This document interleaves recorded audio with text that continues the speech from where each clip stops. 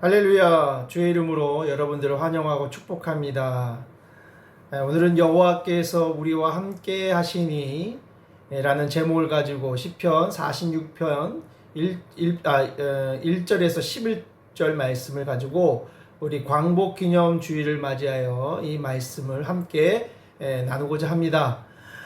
우리 찬송가의 384장에 보면 이런 찬양이 있습니다.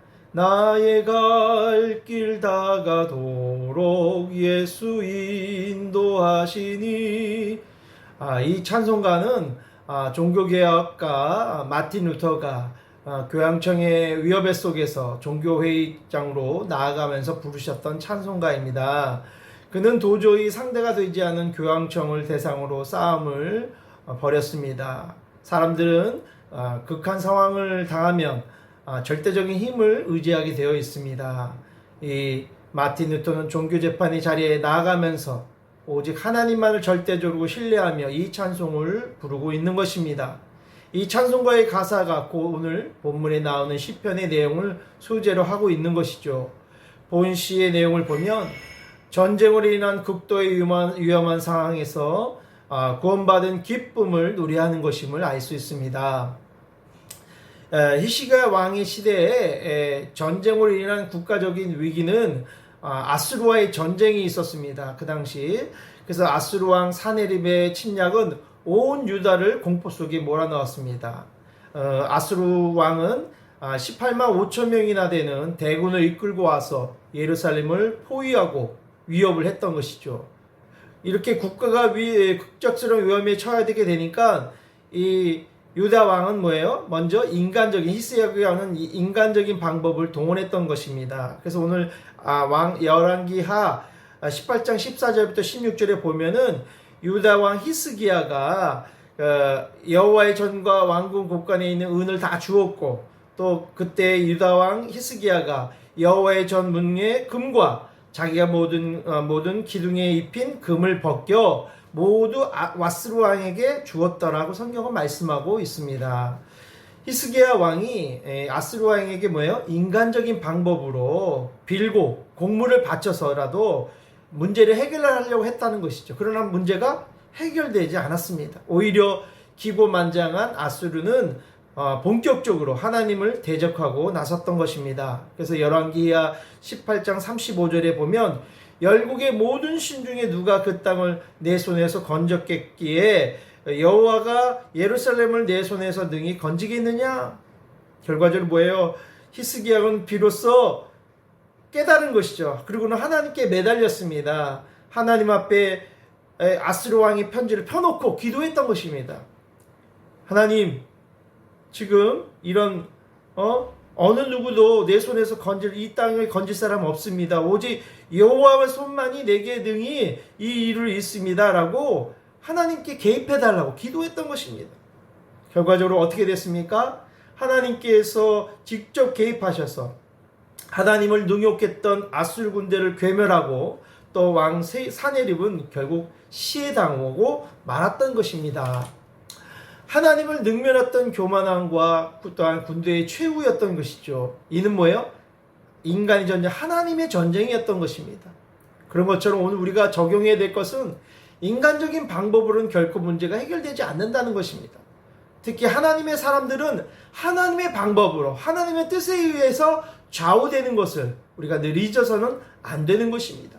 그래서 오늘 이 시편 기자는 이런 위기 속에서, 위기 상황에서 정말 구원을 받은 감격을 노래하고 있는 것입니다. 그래서 오늘 1절, 2절, 3절에 뭐라고 찬양하고 하나님 앞에 구원받은 감격을 표현하고 있나요? 1절에 보면 하나님은 우리의 피난처시요 힘이시니 환난 중에 만날 큰 도움이시라, 이렇게 고백하고 있는 것입니다.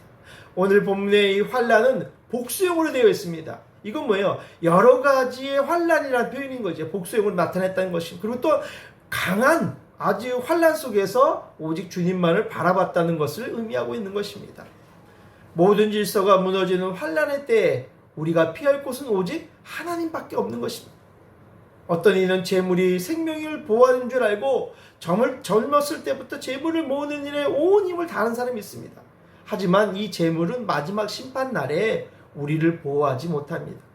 베트남에서 저기 노후 생활을 잘 하려고 아파트를 구입하는 우리 교민들이 많이 계십니다. 근데 결국 그들이 노후생에 편하려고 아파트를 구입했지만 많은 분들이 우리 베트남에서 한인 때문에 또는 현지인들을 통해서 구입하다가 결국 뭐예요? 사기를 당해서 어려움 당한 분도 많이 있습니다. 결과적으로는 뭐예요? 그 어떤 것도 그들의 안전을 지켜주지 못한다는 것이죠. 두 번째, 어떤 이는 교육과 훈련과 기술이 자기를 보호해줄 줄 생각합니다. 최상의 교육과 최고의 기술을 가진 사람도 때론 뭐예요? 갑작스러운 죽음으로 사고를 당하면 속수무책인 것입니다. 특히 여기 베트남에는 해외에 진출한 베트남 파견 근무하시는 해외 직원들이 많이 와서 상주에 계십니다. 근데 이런 분들이 일하시다가 갑자기 심장이 마비가 되거나 뇌출혈 당해서 갑자기 수술을 받거나 또 고국으로 돌아가신 분이 많아요. 그래서 그 후유증 때문에 아직까지 힘들어하는 많은 우리 해외 교포분들이 많이 있는 것을 제가 직접 보았습니다. 또한 어떤 분들은 가족과 친구와 또한 사업을 관련하여 안전보장을 받으려는 사람들도 있습니다. 이런 것도 결코 불확실한 것입니다. 또한 어느 날 갑자기 무력해질 수 있는 거예요. 지금 보세요. 코로나가 장기화되면서 이 베트남에서 사업을 하다가 소상공인들이 거의 70%가 폐업을 해서 고국으로 돌아가신 분들이 많이 있습니다. 그래서 시인은 하나님은 우리의 피난처시요 힘이시라고 했습니다. 하나님을 피난처로 삼은 이들은 어떤 경우에도 안전하다는 것이죠. 그래서 2절 3절에 보면 땅이 변하든지 산이 흔들려 바다 가운데 빠지든지 또한 바닷물이 솟아나고 그것이 넘침으로 산이 흔들릴지라도 두려워하지 아니한다. 그만큼 주님 안에 있는 것이 가장 안전하다는 것입니다. 그래서 우리가 두려워하지 않는 것이 뭐 때문에 그래요? 하나님이 우리의 큰 도우심이 때문이다 라고 오늘 시편 기자는 그렇게 고백하고 있는 것입니다. 바로 시인은 산이 흔들리는 재난 중에서도 코로나가 있다 할지라도 어떤 위기 가운데서도 두려워하지 않았다는 것이죠. 오늘 이런 마음을 가지고 싸워야 되는 거예요. 지금 이 코로나 이후 시대에 또한 지금 한국이나 동북아시아에 얼마나 많은 폭우가 내렸습니까? 그래서 이 폭우와 홍수로 많은 재난을 당했습니다. 이런 상황에서도 오직 우리가 두려워하지 않는 이유는 뭘까요? 주님이 나와 함께 하시고 주님이 나의 피난처 되시기 때문에 다시 우리를 회복해 주실 줄 믿습니다. 다윗도 그랬습니다. 이 다윗 왕도 사단이 가공할 많은 유혹과 도전 앞에서도 무너질 수밖에 없는 상황에서 그러나 자신의 나약함을 인정하고 또한 피난처에서 하나님만을 의지하고 또한 전적으로 의뢰했기에 하나님의 위대한 하나님의 인물로 믿음의 인물로 남을 수 있었던 것입니다. 사람이 자신의 능력이나 재물이나 지혜를 의지하면 피할 수밖에 없습니다. 어떤 신앙의 위인도 위급할 때는 인간의 생각이 먼저 앞서는 거예요. 나타날 수밖에 없는 것입니다. 그러므로 성도는 매우 급한 일을 만나도 먼저 하나님을 생각할 수 있도록 늘 경건의 훈련을 계속해야 합니다. 아침마다 성경을 읽기 하고 또 묵상 훈련을 꾸준히 할 때 하나님 어떤 위기와 어려움이 있을지라도 그 위기에서 오늘도 도우신 하나님, 피난처 되시는 주님께서 우리와 함께 계실 줄 믿습니다. 이것이 바로 여호와 하나님만을 의지하는 가장 안전한 지대인 것이죠. 두 번째, 하나님은 뭐예요? 인생의 도우심이다라고 성경은 말씀하고 있습니다. 4절 5절에 볼까요? 보세요. 5절에 보면 뭐예요? 새벽에 하나님이 도우시리라 라고 말씀하고 있습니다. 특별한 하나님의 신적인 도움을 의미하는 것이죠. 성경에는 오늘 보면 새벽이라고 그랬어요. 아침에 하나님의 도우심으로 임했다는 거예요. 이 말씀을 자주 묘사하고 있습니다. 그만큼 큰 구원의 사건 속에는 늘 언제 있었어요? 역사가 일어났어요. 아침에 새벽에 일어났다는 것이죠.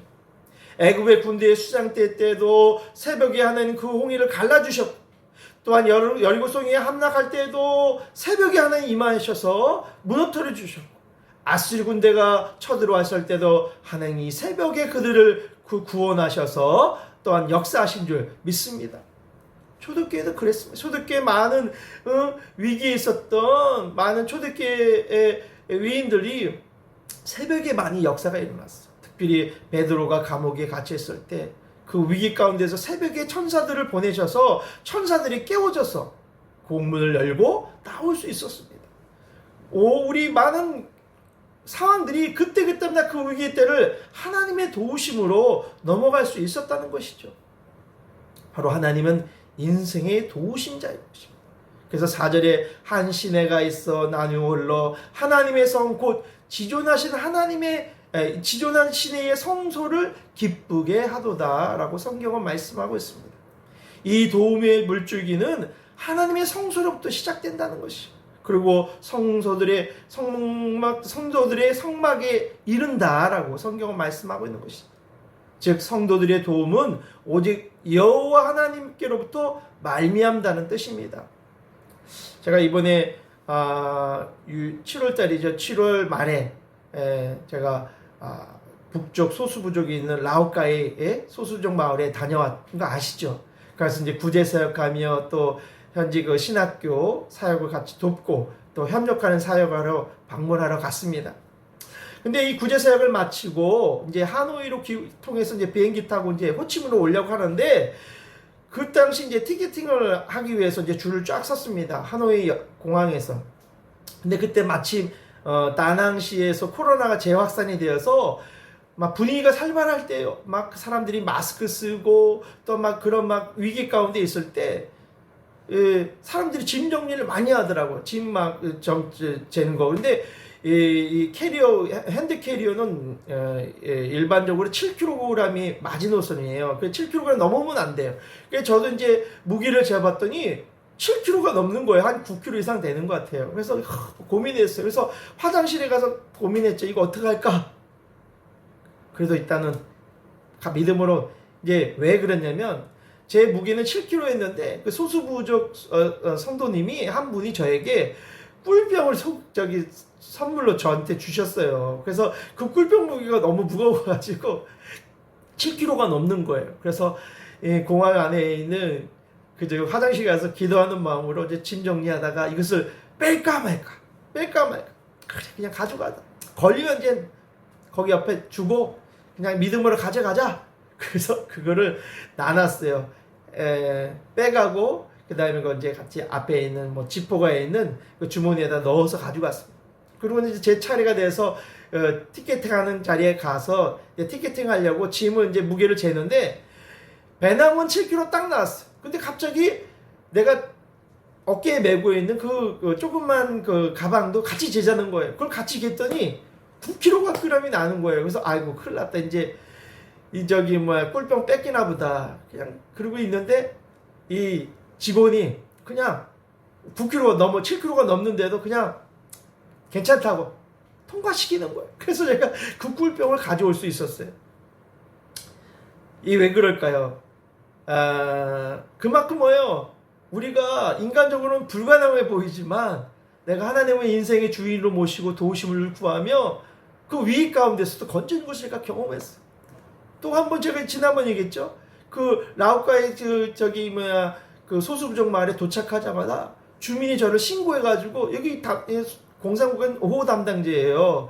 그래서 그 주민이 웬 외국인이 오니까 바로 신고한 거예요, 경찰서에. 그래서 이 비밀 경찰들이 계속해서 저녁 먹고 그 커피 마시는데 쫓아다니면서 저를 감시하고 사진을 찍는 걸 제가 알았어요. 그러니 저녁부터 막 긴장되는 거예요, 갑자기. 그래서 언제 그 위기가 넘어올까 고민되다가 제가 새벽에 일어나서 기도하면서 하나님, 이제 내일 아침 새벽 일찍 이제 소수부족 마을로 들어가야 되는데 하나님 이 위기에서 건져달라고, 그리고 이제 아는 지인들한테 카톡도 보냈어요. 그래서 좀 기도 좀 해달라.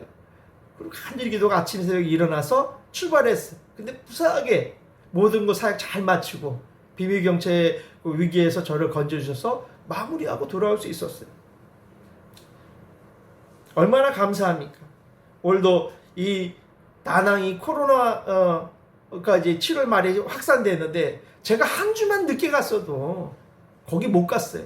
왜냐면 이제 그때는 확산돼가지고 비행기도 못 나가고 다 폐쇄시키고 왕래 못할 때거든. 내가 한 주 전에 갔기 때문에 다행이지, 한 주만 늦게 갔어도 우리 거리 이동을 막았기 때문에 그 위기에서 하나님 건져주시고 모든 구제사역과 신학교사를 잘 마치고 돌아온 줄 믿습니다. 이처럼 새벽에 우리를 도우시는 하나님이신 것입니다. 하나님께서는 여러 모형으로 우리의 성도님을 도우십니다. 그렇기 때문에 성도인 우리는 항상 하나님의 도우심을 의뢰하고 의지하는 생활을 해야 하는 것입니다. 세 번째, 하나님은 어떤 분이시라고 합니까? 사람이 전심으로 주를 의지하기를 원하신다는 것이죠. 그것이 8절부터 10절까지의 말씀입니다. 그 8절에 뭐라고 했어요? 와서 여호와의 행적을 볼지어다 그랬어요. 하나님이 우리와 함께 계심으로 구원의 사역이, 주님의 구원의 사역이 성취되는 거예요. 그래서 시인은 예배자들로 하여금 하나님의 행적을 와서 보라고 초대하고 있습니다. 우리는 자연과 역사 가운데 나타난 하나님의 행적을 보고 지인이 되어야 하는 것입니다. 그래서 8절에 그가 땅을 황무지로 만드셨도다. 또한 그가 땅끝까지 전쟁을 쉬게 하심이요. 주님의 행적은 때로는 파괴적입니다. 황무함은 뭐예요? 전쟁으로 말미암다는 것이죠.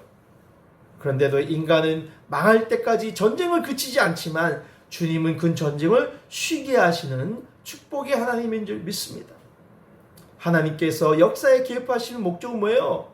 이 땅의 전쟁을 쉬게 하고자 하는 목적이 있는 것이죠. 여호와의 행적을 믿고 의지하면 바로 다시 한번 이 땅의 코로나와의 전쟁에서, 이 위험에서 그치게 하시고 또한 치유와 회복의 기쁨을 주시기라 믿습니다. 그래서 본문 10절을 보시면 너희는 가만히 있어 내가 하나님됨을 알지어다 라고 하셨습니다.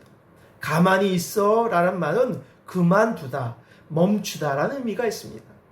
그 너의 노력을 멈추라는 뜻입니다. 하나님을 의지하는 사람들의 헛된 노력을 멈추라는 것입니다. 그리고는 뭐라고 해요? 하나님됨을 알지어다. 스스로 하나님의 이심을 나타낸다는 말씀인 것입니다. 사람이 더 이상 불가능하다 여길 때 비로소 하나님이 개입하셔서 하나님의 하나님 되심을 증거하시겠다는 것입니다. 왜냐하면 하나님께서 성도를 도우시는 것은 성도를 나타내기 위함이 아니라 하나님 스스로를 나타내시려기 때문인 것입니다. 그렇기 때문에 사람이 자신의 힘으로 무엇을 하려고 할 때는 하나님이 도울 수가 없는 것입니다. 그래서 레위기 26장 45절에 보면 내가 그들의 하나님이 되기 위하여 열방의 목전에 애굽에서 인도해낸 그들의 열조와 맺은 언약을 그들을 위하여 기억하리라. 나는 여호와니라고 말씀하고 있습니다. 하나님께서는 사람으로부터 인정을 받으시기 위해서 일하는 것이 아닙니다. 오히려 창조의 질서를 잊고 사는 어리석은 인간들을 깨우치려고 하는 하나님의 배려인 것입니다. 그러므로 성도는 전심으로 하나님의 도우심을 구하고 의지해야 하는 것입니다. 사람에게 일을 주시고 그리고 이적과 기사로 구원하시고 도우시는 것은 바로 하나님의 하나님 되심을 깨우치시는 것입니다. 올해가 우리 모든 성도가 하나님을 전심으로 의지함으로써 이 코로나의 위기를 극복하고 오직 주님 안에서 화목과 또한 회복과 평안함을 누리는 복된 일들이 많기를 간절히 소망합니다. 그래서 오늘 결론적으로 뭐예요? 주님의 교회는 견고한 하나님의 성처럼 흔들리지 않는다는 것입니다. 거기에는 하나님이 주시는 생명이 있고 거기에는 강과 시냇물이 흐르고 그곳에는 은혜가 임하고 기쁨과 안전이 있다고 성경은 말씀하고 있습니다. 오직 하나님만에 의지하고 오늘도 임마누엘 되시는 하나님을 믿으며 승리하는 저와 여러분 되시기를 주님의 이름으로 축원드립니다. 아멘. 기도하겠습니다. 환난 때 도움이 되시고 피난처 되신 주님께 감사를 드립니다. 오늘도 전쟁과 코로나의 위협 속에서도 한국 땅을 보호하시고 지켜주시는 주님께 감사하는 삶이 되게 하여 주옵소서. 또 아무리 코로나의 위협 가운데 있을지라도 피할 곳을 주시고 또 하나님 우리의 피난처 주시는 그 주님이심을 고백하며 감사드립니다. 너희는 가만히 있어 내게 하나님됨을 알지어다 말씀하신 대로 이루어지는 축복이 있게 하여 주시옵소서. 늘 환난 가운데서 또한 방패와 피난처 되시는 하나님께 우리와 함께 하신다는 사실을 늘 기억하게 하여 주시고, 이 베트남 땅에도 이 위기가 어려움 가운데, 코로나의 어려움 가운데 이 백성들에게도 주님을 의지하는 마음을 허락하여 주시옵소서. 그러면 반드시 우리의 삶에 두려움과 절망 가운데 두지 아니하시고 하나님을 더 높이는 축복의 삶이 될 줄 믿습니다. 하나님이 모든 열방의 주인임을 인정하는 삶을 오늘도 살게 하시고, 또한 환난과 위기에서도 하나님을 찾는 백성들이 되게 하여 주옵소서. 예수님의 이름으로 기도드리옵나이다. 아멘. 할렐루야. 오늘도 우리 광복주의를 기념주를 맞이해서 여러분들이 참된 하나님의 광복의 기쁨을 맞이하고 회복되어져서 정말 이 베트남 땅에도, 이 한국 땅에도 다시 한번 광복의 기쁨, 또한 전쟁을 그치기 위해서 하나님께 감사와 영광을 돌리는 귀한 복된 삶을 사는 한 주가 되시기를 주님의 이름으로 축원드립니다. 축도하고 마치겠습니다.